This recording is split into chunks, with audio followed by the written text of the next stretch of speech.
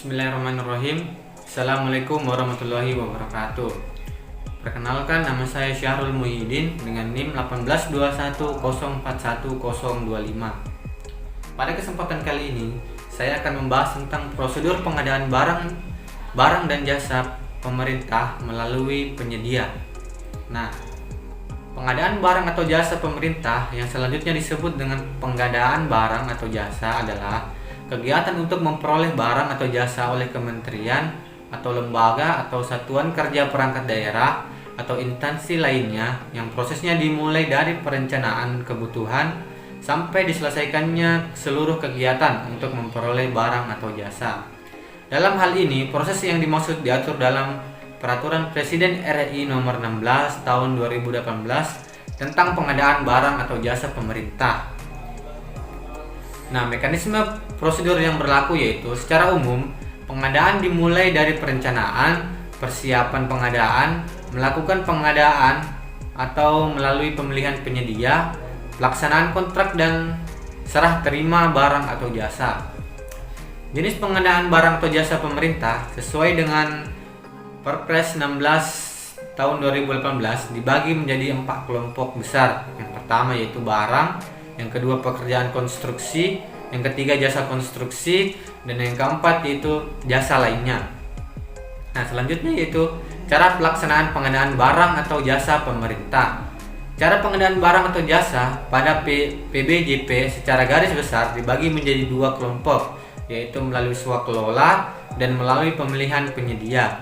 Swakelola adalah cara memperoleh barang atau jasa yang dikerjakan sendiri oleh kementerian atau lembaga perangkat daerah, kementerian atau lembaga perangkat daerah lain, organisasi kemasyarakatan atau kelompok masyarakat.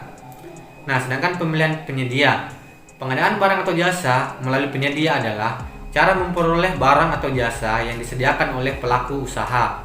Dalam hal ini, K atau L atau KLPD memilih penyedia untuk mendapatkan barang atau jasa yang diinginkan. Proses pengadaan dimulai dari pemilihan penyedia dengan melalui proses berikut.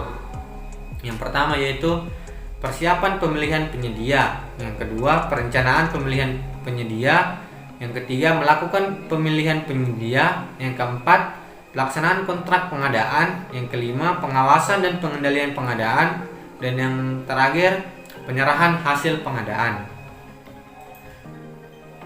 Nah, selanjutnya itu keberatan dan pengaduan atas hasil pengadaan barang dan jasa.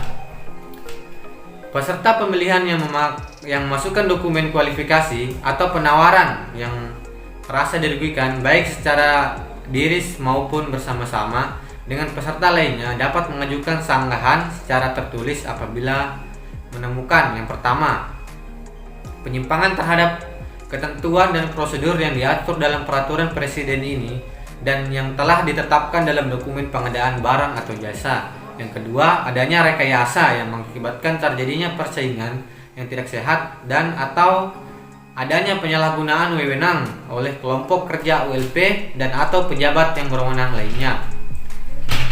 Sesuai dengan Peraturan Presiden Nomor 16 Tahun 2018 tentang pengadaan barang dan jasa pemerintah Pasal 77, mekanisme keberatan dan pengaduan atas hasil pengadaan barang dan jasa sebagai berikut. Yang pertama, masyarakat menyampaikan pengaduan kepada APIP disertai bukti yang faktual, kredibel atau autentik. Yang kedua, aparat penegak hukum meneruskan pengaduan masyarakat kepada APIP untuk ditindaklanjuti. Nah, yang ketiga, APIP sebagai yang dimaksud pada ayat 1 dan ayat 2 menindaklanjuti pengaduan sesuai kewenangannya. Nah, yang keempat, APIP melaporkan hasil tindak lanjut pengaduan kepada menteri atau kepala lembaga atau kepala daerah. Nah, yang kelima, menteri atau kepala lembaga atau kepala daerah melaporkan kepada instansi yang berwenang. Dalam hal ini diyakini adanya indikasi KKN yang merugikan keuangan negara. Nah, yang keenam, menteri atau kepala lembaga atau kepala daerah memfasilitasi masyarakat dalam melakukan pengawasan terhadap pengadaan barang atau jasa. Nah, yang terakhir itu LKPP, pengembangan sistem pengaduan atau pengadaan barang atau jasa. Nah, mungkin itu saja yang bisa saya sampaikan. Kurang dan lebihnya mohon dimaafkan. Saya akhiri, wabillahi taufiq walhidayah. Wassalamualaikum warahmatullahi wabarakatuh.